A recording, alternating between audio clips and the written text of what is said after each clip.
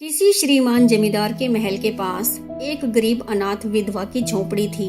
जमींदार साहब को अपने महल का अहाता उस झोपड़ी तक बढ़ाने की इच्छा हुई। विधवा से बहुत कहा कि अपनी झोपड़ी हटा ले, पर वह तो कई जमाने से वहीं बसी थी। उसका प्रिय पति और इकलौता पुत्र भी उसी झोपड़ी में मर गया था। पतोहू भी एक 5 बरस की कन्या को छोड़कर चल बसी थी। अब यही उसकी पोती इस वृद्धा काल में एकमात्र आधार थी। जब उसे अपनी पूर्व स्थिति की याद आ जाती तो मारे दुख के फूट फूट कर रोने लगती थी। और जब से उसने अपने श्रीमान पड़ोसी की इच्छा का हाल सुना, तब से वह मृत प्राय हो गई थी। उस झोपड़ी में उसका मन लग गया था कि बिना मरे वहां से वह निकलना नहीं चाहती थी। श्रीमान के सब प्रयत्न असफल हुए। तब वे अपनी जमींदारी चाल चलने लगे।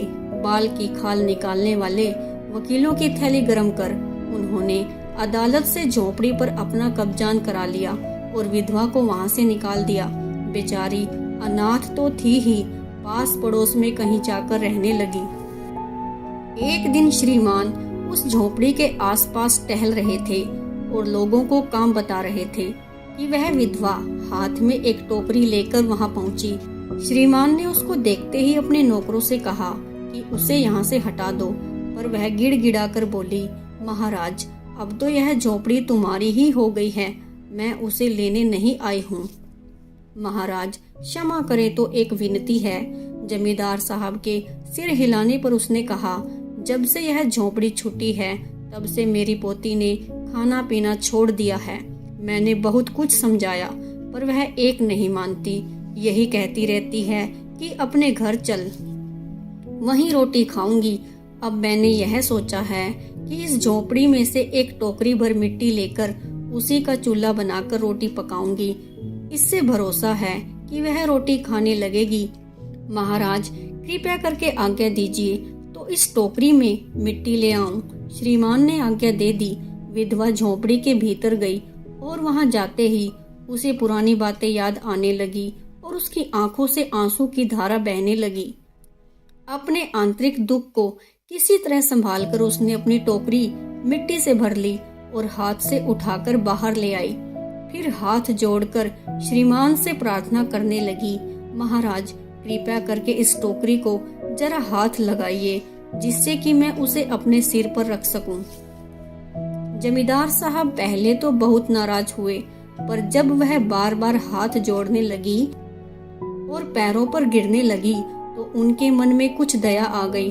किसी नौकर से न कहकर अपने आप ही स्वयं टोकरी उठाने आगे बढ़े और ज्यों ही टोकरी को हाथ लगाकर ऊपर उठाने लगे, त्यों ही देखा कि यह काम उनकी शक्ति से बाहर है।